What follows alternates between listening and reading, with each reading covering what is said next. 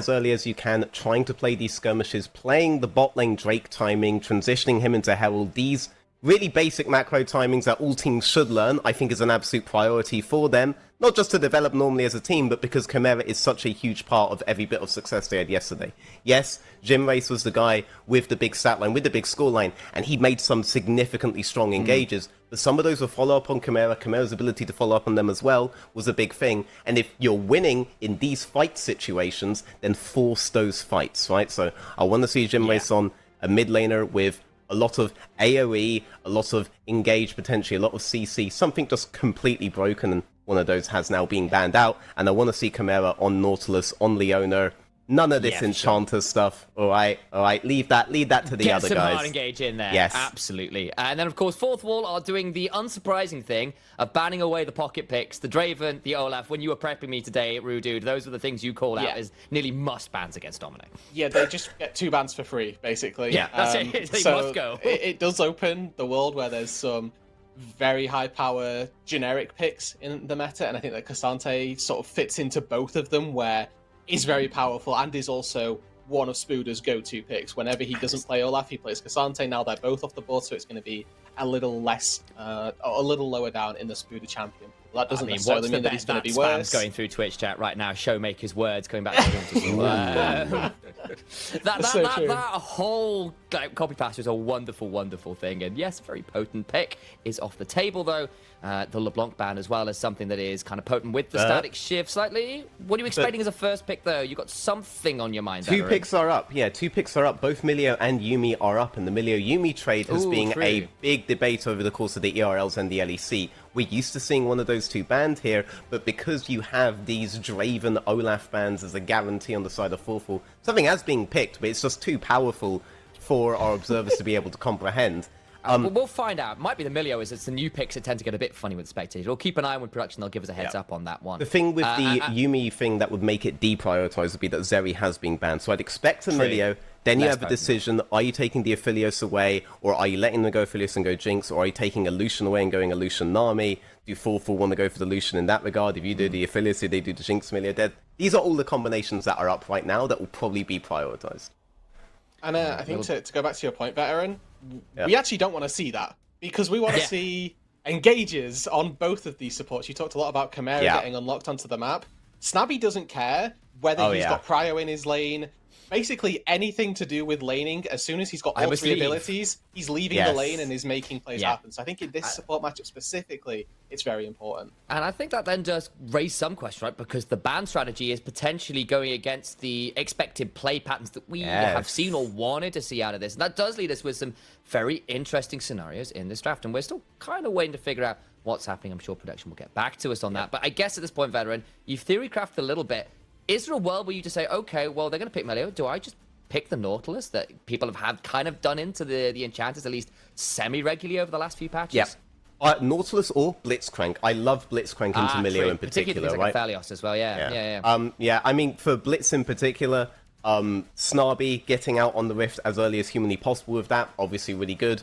But Milio has no cleanse against a massive displacement like the Blitzcrank, right? Absolutely love it. Brief interrupt here, but we have got a little bit of a picture from production in the Discord chat to my analyst, so I can give you what the first couple picks have been. Namely, you were right. It was the Milio first pick. Came out with a Gragas Kai'Sa in response. Then you've got Lucian Nami, and Lucian Vi, and then you've got the Nautilus in response. We've got Kai'Sa Nautilus versus Lucian Milio, gents.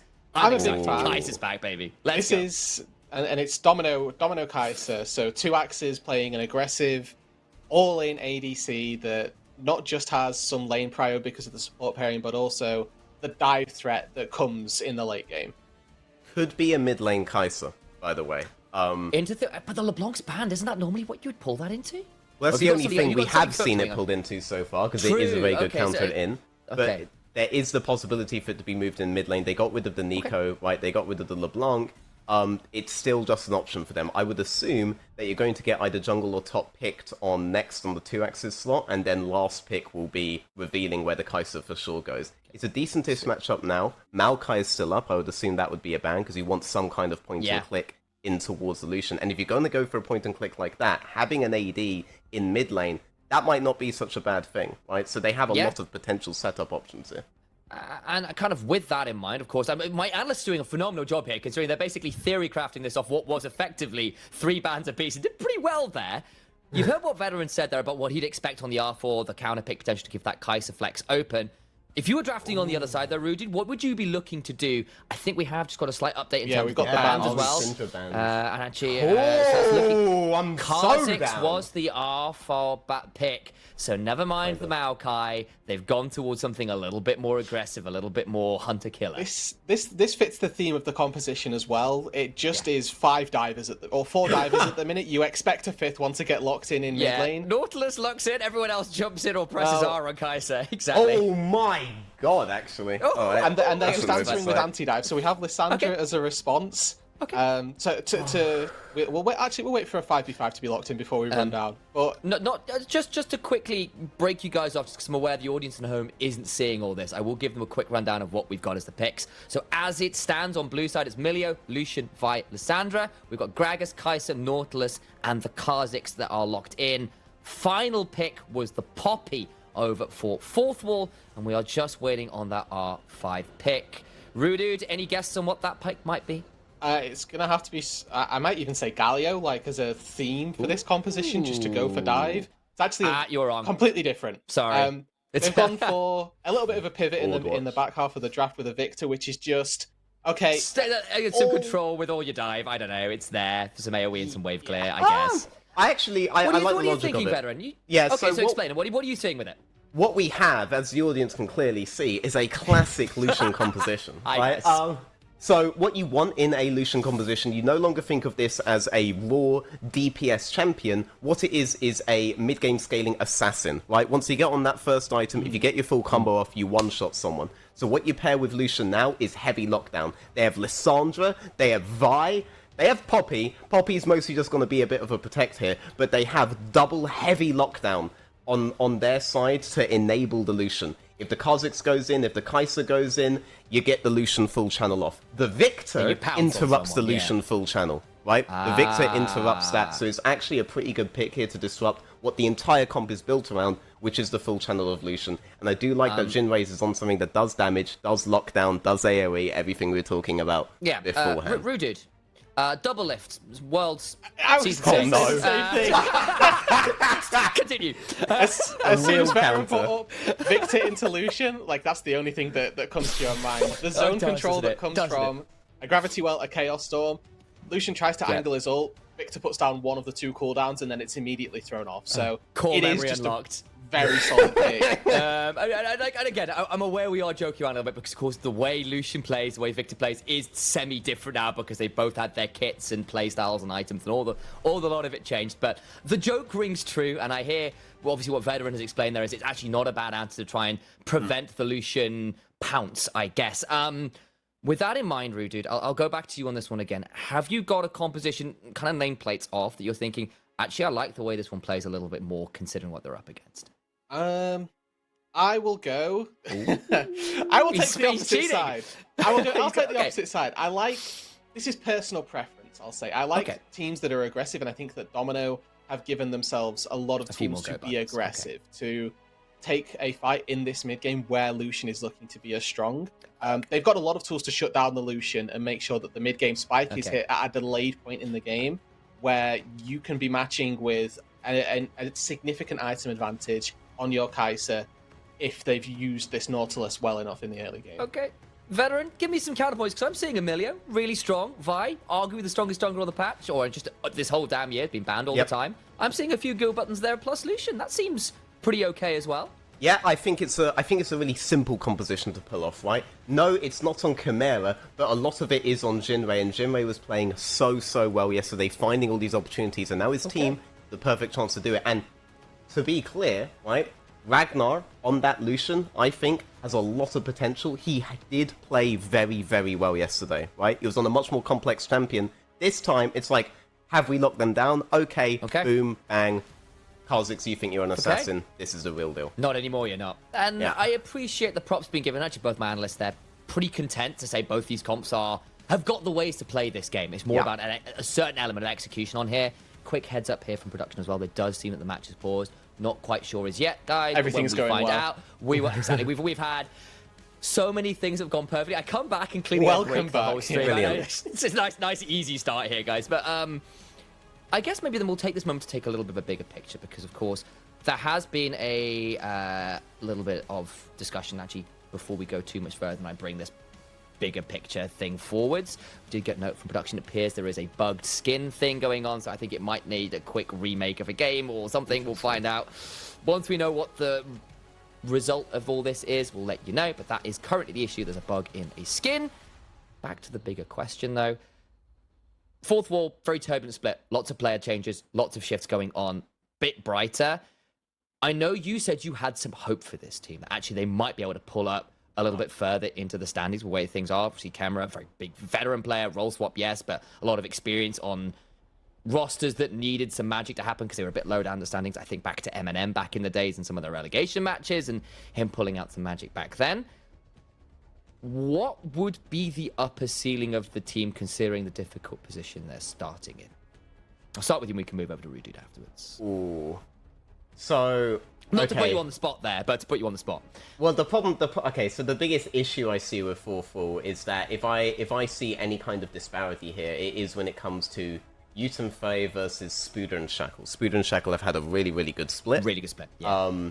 They're very experienced. They have played on their full 5-man lineup for a lot longer. All of these are definitely working against those two that thus far, they haven't looked the most comfortable. Like, we've put a lot of plays onto the mid and to the bot lane of 4-4. But those guys, we do need to see more. And it's not on them, by the way. Like, once you do changes to a team, it's not just that one role that goes down.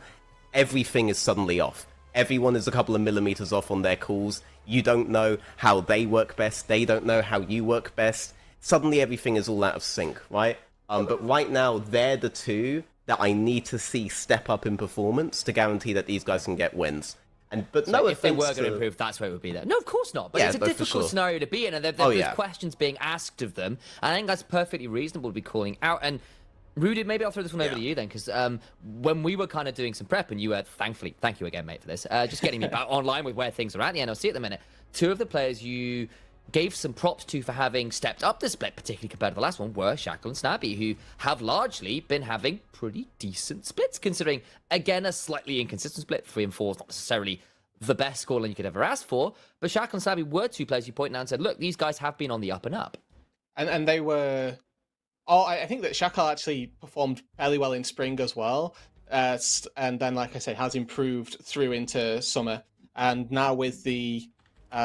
with Snobby as well, playing the same style but having decided improvements, because in spring he was making these roams and we were going, this is a Snobby roam for sure, and now we're like, oh, this is a Snobby roam for sure. The intonation in the voice is a lot more positive. The fact that he's been looking more proactively and that the plays are now starting to work, it's good to see that not just they've improved from spring to summer, but that it's the building blocks of Domino that have improved from spring to summer as well. Awesome. These are 2 of the 3 that they built up and came back with on the same squad. Have got word from production as well. We are having a remake, so it does mean we have got an NLC podcast to go through. We've been doing that most of the time anyway, because we're having to deal with some solid, sort of, what's the word, deductive work in the draft there from both of you. I'm looking at you staring at me. Have you got something you want to start off before I start on a new topic? What have you got for us? I won't have this snabby slander. I heard someone said he had a less than impressive last split, and I disagree. I had this guy in my top 3 in the NLC All-Pro, which obviously all of you looked at, you know? Okay, yeah. I have him in my bottom 3 All-Pro. I mean, I'm happy to take the argument. Let's go. Yeah, no, but when it comes to supports in Europe in general, it is so rare to find a support that plays a complete map state. And Snabby, I'm not gonna pretend the guy's efficient, all right? But my God, was the guy trying, all right? If I think of supports that had impacts on their top laners, for example, Snabby was it. If I think of supports that were there on the roam timing on Herald, Snabby was it. Sure, he didn't actually fix bot before doing it, but Snabby at least understood when he should be towards the Herald, right? He did so many things, and that's fantastic. But the games were so volatile that they netted so many wins just because the enemy had to respond to something completely unexpected, because Snabby was everywhere. That's just I one appreciate thing is, about though, this. It's like, the thing is, it's like I Aaron- appreciate the highs and lows in one. It's like, look, he's got these great highs. May have come with some slightly problematic elements, but the highs were there. Yeah, And I and he had an appreciate ADC who was that. happy with it, right? The guy was picking like Varus and stuff like this that were very difficult to dive in a 1v2 scenario, even 1v3, right? They were comping for it. They were comping with the idea that fantastic, Snabby will not be playing bot lane. In lieu of Go on, this, Rudy. one last thing. Wait, one last thing. One small sentence, all right? Are you, In lieu of I'll this... hold you to it. Go on, I've got the time. Wait, I'm going to give you guys a tip here. In lieu of it, why are you banning Draven? Snabby's not even going to be bot lane. He just does 2v1 the Draven. Go on. Fair. Okay, that's so fair you point. said Now move on. he netted wins because the enemy team had to respond to things that they never would have expected. Domino had 3 wins in spring total. Like, these wins that he was netting were not vast and abundant, okay? That is a fair point. I take that. Like, actually, the success rate wasn't the highest, however fun it looked. And, yeah, Not he to was be impacting They were top close lane. to a lot more. Great. I grant They you. were close. So, I think, like, I'm happy to say, he plays the map. Did he play the map well? Not so much, and that's why He I'm was happy on the seeing map. the improvement. He was playing it, yeah.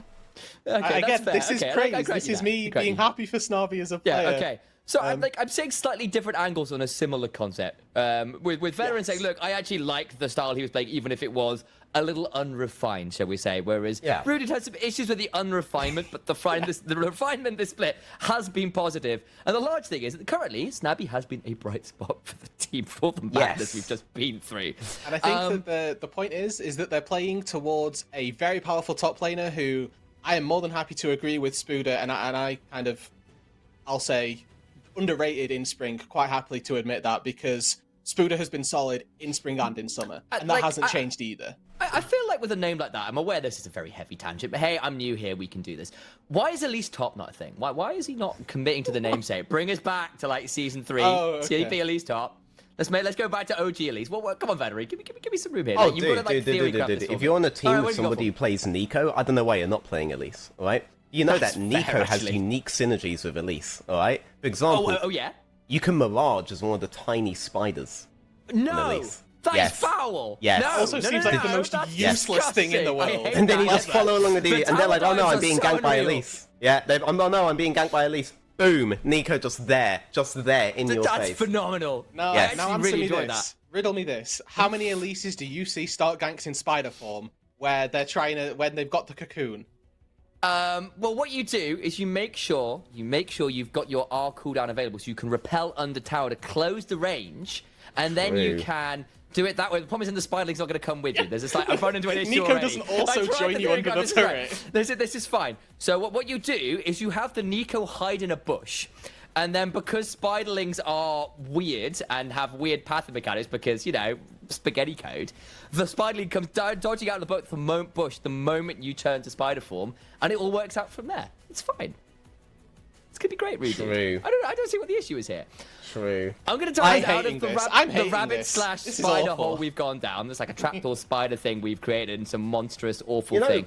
I'm thinking about it objectively, by the way. I actually think like a no, what have I PTA done? static Shiv Elise with like an Pretty AP okay to build wait after there. that would actually be pretty decent. Like it fits all of the conditions you want for a static Shiv champion, Your right? your mana consumption might be a bit rough, but I could potentially see it. Well, you just go into Luden's post Ashes, right? Like I think if you go into yeah, because fair now that you item. can opt into a full AP, I think it's good. Okay. Like you don't have to go. Oh, thank God. Chance, Yeah.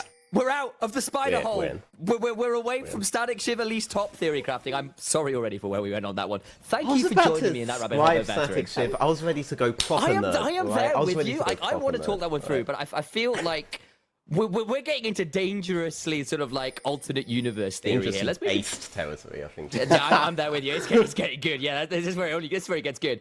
Where it might also get good is in the gameplay. I'm praying and hoping. Nothing super spicy at the level 1 as yet. I think we've seen a reset for Kha'Zix to pick up the sweeper, and that's about it so far. Dude didn't put a ward down, which is something that you typically Okay, in that case, see he has not as done well. that, so never mind. I He have just may misread well that. have reset to buy a sweeper, but he also just didn't put a ward down, which is like your indicator, I suppose. That's fair. For the sweeper isn't up off cooldown until like 2 minutes now, I think, when you put a ward down. Obviously, if you start with it, then you get it. So the choices made by Shaquille are to potentially impact the map early on, even if it's just denying vision. or stealing away some chickens potentially off vision as well, making sure he's safe. Oh my word. Snabby goes for the level 1 flash. Can't quite make it happen, but does get the flash off Ragnar, which is pretty valuable this early on into the lane. And your boy Snabby, veteran, doing some good work here. Yeah, I mean, Nautilus, if you don't land the hook level 1, you're basically useless from levels 2 until 6. And then on 6, you're obscenely useful again. Burning that flash will be pretty good on the first few levels. If Shackle decides to do something with it, of course, then it will be great. You just don't have that much setup coming in from him. It basically is all on the Nautilus, but now you have the option to just hex/auto the guy, and if Shackle's there, that could potentially be really good for you. Unless Chimera does the most annoying thing in the game right now, which is just bonk him as Milio on the way in. That thing Turns is out being a annoying. footballer is more important than being a League of Legends player. True. Not sure which pays more, though. Yeah, actually, I think League of Legends. Probably football is League of Legends, absolutely the most valuable esport in the world. Let's go. Rude, both these junglers seemingly currently pathing towards the bot lanes, though I will note Kha'Zix did skip a couple camps to kind of reverse clear back the other way.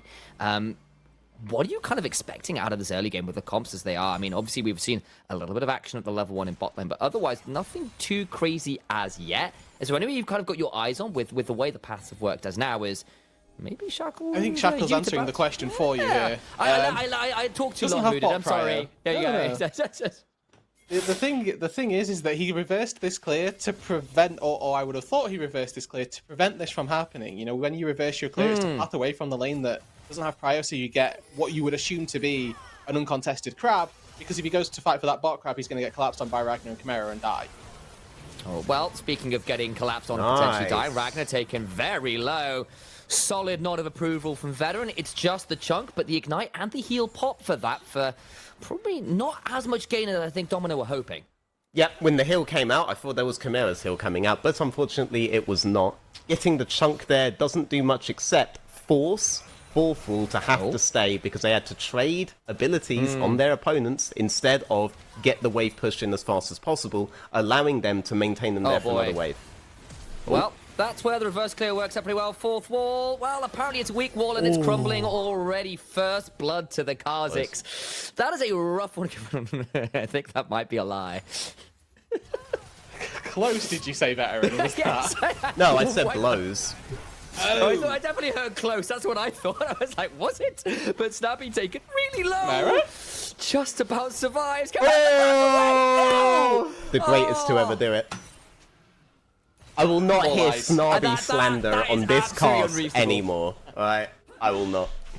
I like Snobby. It's positive. I'm very happy. Slander. Rudu, I can't believe you hate Snobby. That's just true.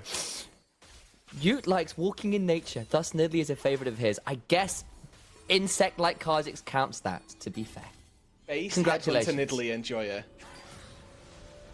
That's all. It's one of the... Moving on. Yes. It's like, backs the head onto Nidalee. There we go. Well, it's a good fact from production there and appropriately timed well enough. Domino get away with absolute murder, both in 2 lanes there. The bot lane one in particular is a little bit ridiculous to witness, and it leads them with a pretty okay lane state, frankly. They've managed to get some advantages in 2 lanes perhaps they weren't necessarily expecting. Now, when you see Gragas versus Poppy, your expectation is that it's going to be very boring. I like that Shackle went up, got the kill for himself, is my important takeaway. You have Kha'Zix and you have Gragas, the 2 potential recipients.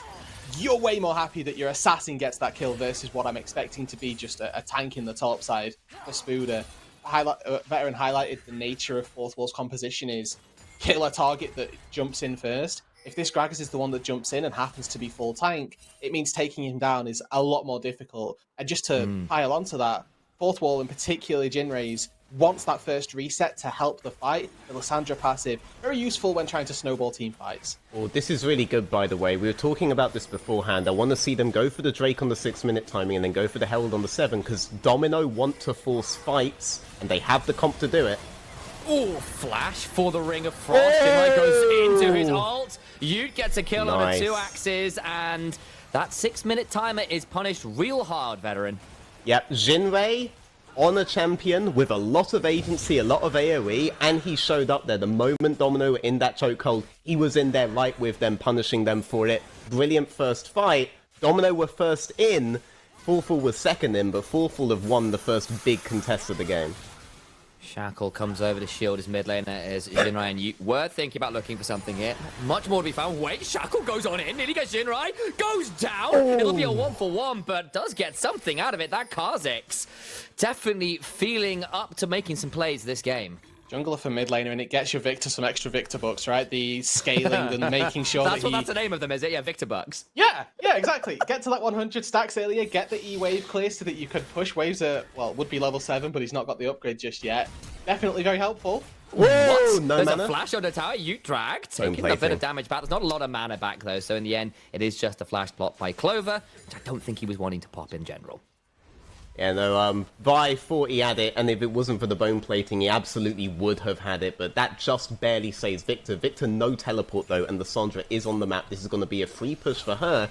You would ordinarily see this turn into a play for either a neutral or for enemy jungle, but Vi not on the map, so unable to do something on the Kha'Zix here. Instead, that Herald will just be set up. The second possible big contest of the game. 4-4 won the first one. Let's see who wins the second. And that mid gank, as Veteran mentioned, right, it was a now timer for Jinrays to be out on the map. Just puts the ward down on the Raptor pit, but that sort of start to setting up a Herald is very valuable. Obviously, top lane isn't looking too great right now for Fourth Wall. They certainly not had their best start by even. But with being First Blooded, has managed to stabilize that top lane quite significantly and will probably have a decent impact on the coming sequence of plays. Neither support just yet made it out of bot lane. You started Herald, but Shackle with a potential angle on the top, and you hear Veteran rubbing his hands audibly in the background. There's the cast. That is so well played. Looking for the Herald. It's a 2-for-1 special. But now what about the Herald? Down about 900 HP. Should surely be final range. There it is. I got a little bit close. You began to wonder whether an E or a flash would get the Kha'Zix into range, but Ute does get it regardless. Fun fact, Initialize, every single time someone hits them with the thumbs up on the winning play, they just go up on my tier list next split. All right, so good job, you there. Oh yeah, that's fantastic analysis. I agree that the mental warfare is strong. Oh, this is a good angle. Jinrai, I kind of agree. It's a great angle. Double Ring of Frost and the Frozen Tomb. It's not even neat. Well, he's popped, and they get the kill. I thought it wasn't for a second there, but either way, it is a very dead Kai'Sa. Phenomenal roll from Jinrai to bring the kills to even. Gold's still just about in Domino's favor, but Fourth Wall recovering from the early game woes pretty well here. I'm willing to lock it in. Jinrai is a good player. Okay, I'm willing to lock in that opinion. He was phenomenally impactful on the Nico. They've given him the Lissandra. Both of the big kill plays have been on him. That play on bot, that play on the Drake, both almost entirely Jinrai setting up for his team. They don't need Chimera to be the primary engage if Jinrai can be it. Chimera's doing a brilliant job, by the way, on every single push. He's getting vision down, he's getting control down, and he has enabled this transition from mid in towards bot from Jinrai. But Jinrai, he uses the tools very well that Fourth Will have handed him. It's the recognition. Oh, God, I was literally about to set you up, so you can probably keep going. I was about to say, I would love to hear more about Jinrai from you, but maybe fire around mid lane means we don't have that much time, because there goes the Ring of Frost, and perhaps in the end, Rude Dude, we'll just delay that conversation for 10 seconds, and you can talk about Jinrai now. So that has now, from one recognition of, okay, I can drop 2 melee creeps, led into an advantage that they've been able to leverage into also a Rift Herald push that is getting even more gold into Ragnar. Obviously, one of the 2 newer players to this roster. We talked about the turbulent nature of this roster with Vi on that top side, been largely left to the Wolves, but staved off a gank, has also fell prey victim to one of them. But playing heavily toward Ragnar, given this Lucian, and we're seeing Fourth Wall cycle to this mid-game spike of Illusion, that assassin that Veteran alluded to earlier, much faster than what we were hoping for from, or what I was hoping for from Domino, where they've got this Kai'Sa Nautilus kill lane that has been absent, really. Sorry for the slight interrupt there, and that was a great 600 point. gold? I just saw Chimera about to... What? There's a double push boss right now. Spooder in a 2v1. I saw Shackle and Snabby in the red side jungle. I thought Chimera was about to face check him. Instead, they get the recall off. Spooder just about gets out of that gang topside, and all the while, Ragnar and Yuta, I apologize, get a 2-tower shove in that bot lane. Very valuable to see indeed, and they are now the ones with the gold lead. Couple seconds till Dragon spawns, and you wonder whether that might be the next point of call. 100%. You can see Snabby angling here. He wants to make a catch beforehand. Chimera looks very, very tasty for him. Nothing he can do about the displacement if he lands it. Big point here, though. Before those 2 towers went down, the gold lead was in Domino's favor, but all of that was on Spooder. And it feels like a run back from Domino's last split, where they had Fionbun, whose name I probably just completely butchered, I do apologize. He was getting a lot of gold leads, well, or Flaxish. He was getting a lot of gold leads, but he was never really on the carry. Spooder, we've talked about him as being a big man for them. He has the gold lead, but he's only on the Gragas. He can only do so much with this. Over they come. 4th wall clear in the first Drake after a fantastic engage from Jinrai. Can they do it again? Fires down here. Spooder is not as yet just about to get the teleport up, but it is a couple seconds off. Eyes on the dragon down. 600 AP is secured. Teleport in regardless. They want this fight. Hook onto the Poppy. Not the best target over the wall. Shackle finds Ute. Will start queuing the damage. Massive knock up with the dredge. The depth charge, I apologize. Damage back though means it is a dead Nautilus. Clover caught in the Chaos Storm, trying to turn this one around best he can, as he will burn down to Ragnar's Ignite. And it is 4th wall that come away with 3. 4th wall that will lock to choke out another kill. Decent attempt from Shackle doesn't mean enough, and they come away 4 kills to the good, plus the dragon. Spooder TP's in late, doesn't have the cask to help out on this play either. Snobby finds a good engage. You're knocking up 4 people in the back, and you think that typically this is a great start to a fight. I know. But unfortunately, it's Jinrei's diving in, cuts off all 4 of the attacking members of Domino, locks up 2 axes, which allows Ute to get in the backline. And throughout this entire fight, Shakal, completely absent. Throughout 1 Void Spike from the back, and then, yes, manages to take Ragnar to exceedingly low HP, but that type of value would have been a lot better when the teamfight was still going on. The reason that couldn't happen is because Ragnar, the moment that he finished channeling his ultimate and the moment that Jinrai went in, he went in with the rest of his team, stayed in the center of the rest of 4th and denied isolation damage from Kha'Zix at any point. If Kha'Zix wanted to go in, he would have been engaged on by multiple forms of CC and he would not have been able to get the kill on towards Ragnar. So, well played by Ragnar there to deny Kha'Zix the flank. It was well played by Shackle to try to find that flank, but wasn't to be. Knock up and a very dead Spooder. The Canna Raid comes out and it's a dead one on the top side. And the red side jungle. Shackle's dead as well. 2 for none. 4th wall running away with it now. I'm getting genuinely scared for how Domino even think about trying to come back into this game. The theory behind a full dive comp is that you're able to just push really hard when you're ahead. When you're behind, you dive onto everybody and then they don't die and then the enemy team collapses. And 4th wall at the minute are so far ahead that making any of these pick plays on Domino's side is going to be very difficult. They're going to need multiple seconds of alone time. Again, this is 1, but is it even easy? A moment. The Everfrost gets across 2, but the damage back's pretty good. Over the wall they go with the Glacial Claw. Well, Jinrai wasn't really close to dying there. Look, he's still got 40% HP, and that's a full channel. Not quite ult. No, exactly. I mean, maybe Kai'Sa could have got him, but it would have been risky. I'm kind of there with you, and yes, they get the chunk, but the static shiv is in for the Kai'Sa for a little bit more wave clear. We've seen that in the mid lane, but not really at a point of serious damage with this Kai'Sa build as yet either.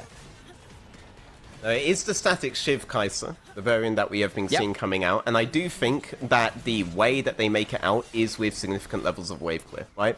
And they do have good tools to be able to forego sieges from the side of 4th wall. They have the Gragas, they have the Victor, they are going to have the static Shiv Kai'Sa, they have a lot of re-engage, they have a lot of isolation. They can potentially make something happen in these sieges, but that's what we're talking about now. We know for a fact that 4th wall will get these sieges in. They have control of the map, they're not giving it up, it's difficult to break them when they're splitting the map like this, even though you have a Kha'Zix. So it's a case of when this gets to tier 2, when this gets to tier 3, and it gets to those groupings, will the Gragas find the isolation? Will the Victor find the burst? Will the Kai'Sa find the assassination? Like, it's about how will they come back into the game. Yes, it's a lot of questions. There's a lot of tools there. Yeah, exactly, it is. And unfortunately, they're going to have a lot of those questions turn up positive for them as 4th wall drop the second Herald, claim another tower to the game, and the map gets ever smaller and ever darker on the side of Domino. And while they have some decent anti-siege tool, as Veteran was just highlighting there in terms of the wave clear, you start to think about things like Baron, which is pretty doable at 20 minutes with the current itemization and just the way the game works right now. You have that going against you, and you suddenly end up with some of these 4-1 split pushes coming up against you when you're down 2 dragons already, and a Mountain Soul is potentially on the cards, not so far in the distant future, especially if they can claim dragon number 3 spawning in less than a minute. The deck is getting really stacked against Domino, Rooted. Their reset timers from fourth wall have been genuinely on point as well. They're just making sure that they're out on the map at the exact right times, getting to this Drake 40 seconds before it spawns so that they can go into the blue side jungle of Domino, clear out any vision and lay their own vision as well. Vi has teleport, so once again we can expect to see the Poppy come in from a potentially compromising angle for on Domino's side. And even if he has to sacrifice his tier 1 turret, more than happy to do so because it sets them up for soul point. I'm looking at the side of Domino here as they've just said, we can't fight this dragon. We're going to try and get something on the other side of the map. And all the while, on the minimap, you can see a shove in mid lane from the side of fourth wall. They'll get another tier 2. They managed to get a couple of these shoves while the rest of Domino tried to overload a side of the map. It cost them a bot lane tier 2. It cost them now a mid lane tier 2. Fine, not the easiest target to get a gank off. We saw the last time this happened. He just hit a hammer on him. And they got helicoptered out to the other side of the map. Dragon being soloed by Ute, and they'll be at soul point now. And this game is looking mighty dire if you're a Domino fan. And fourth wall eyeing down a very likely second win of the whole split. Got to close it out though. Even though they are in a fantastic position, still a little bit more to be done yet. Top lane we go, and a dive about to commence. Damage comes on through. Fi taken pretty low. Tower goes down. Find difficult pot, but look over the wall. Jin right is here. Hammer goes through. Flash. Heroic charge.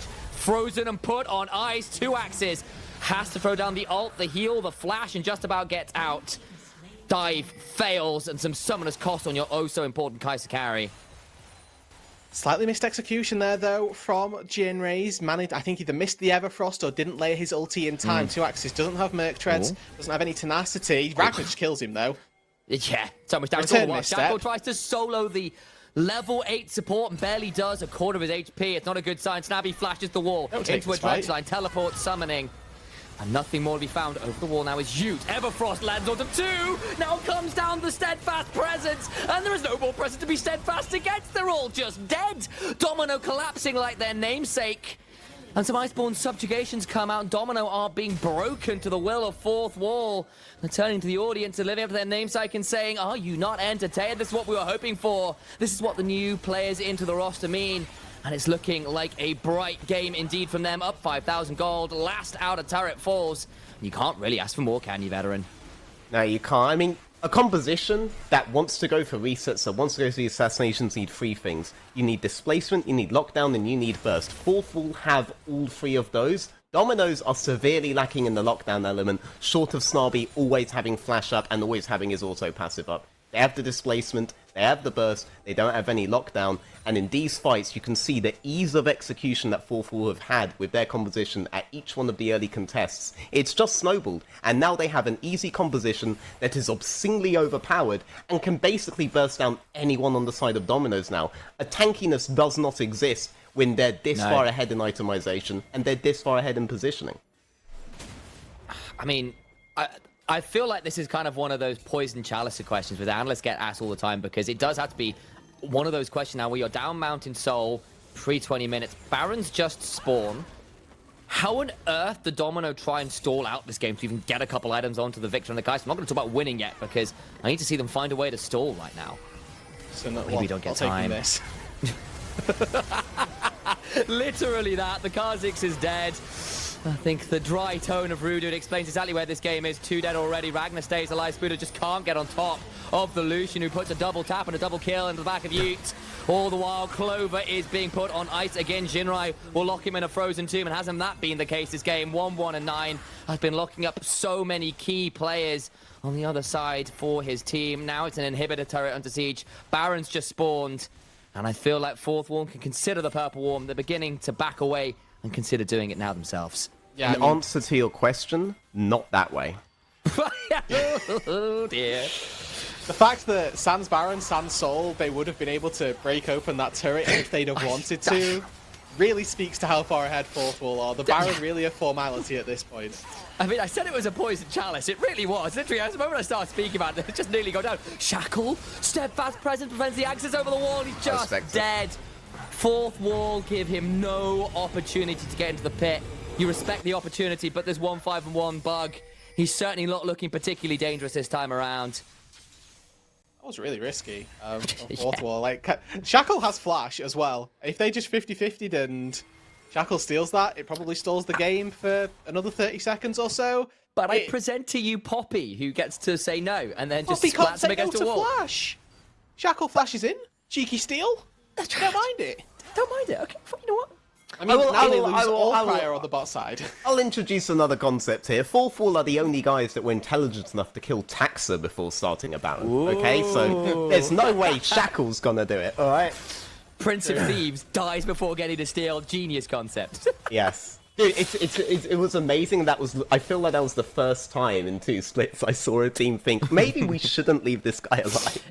In fairness, Taxa has made a name of himself across ERL history as being able to do that. A little harder to squash before a fight than perhaps it might otherwise be anticipated. But we've got ourselves 40 seconds until potential self 4th wall. Got Baron to their name. They've got themselves 8,000 gold to the advantage. Well, there's little more they could be asking for. Just a matter of closing out the game. Can they do it? Is perhaps the question we have to ask for, because 4th wall, 1 and 6, have not been the cleanest at doing so, but new roster, new me. They're on to Nexus turret, or inhibitor turrets, I apologize. No, I mean, with this new roster, right, we said yesterday they had a decent enough game, just weren't quite able to find the close. Another fight. Starts tanking, they're okay though. So, Jinrai gets over the wall, and no caster curses yet. We praise them and they haven't died, that's a good sign. It's a win. But like I said, they've with this roster, looked decent so far, and now they're going to have to try and battle this one out. It's a Hail Mary. Nautilus gets sent to the depths and right back into the air. Shackle looking for a flank, but Jinrai is just warding. There's nowhere for this Kha'Zix to go. Onto the Nexus, or the inhibitor turrets. I've done that twice in short order. The point still stands that the turret still falls. Now back towards the mid lane where they've got a wave. They prepped earlier. It's Blue Peter all over again. It's a barrel. Dead Clover. No Leaf Clover. The 4 of them have been stripped off this game. 3rd death for him. Ute goes golden. Turret goes down. And now in a 3v5, Shackle is desperately trying to clear away waves. But I think that is the bare minimum he has available for him to do. Jinrai, honestly, the highlight performer of this game, even though in this siege he didn't look like he was doing anything, constantly zoning Shackle off. Exactly that. Now onto the final Nexus turret, a 2nd win for 4th wall, an incredibly bright look. Yesterday they managed to make it close. This day they seal the deal. 4th wall to 2 and 6, and Domino head in hands. They fall to 3 and 5. This is going to be one of those teams where you wonder if they had this line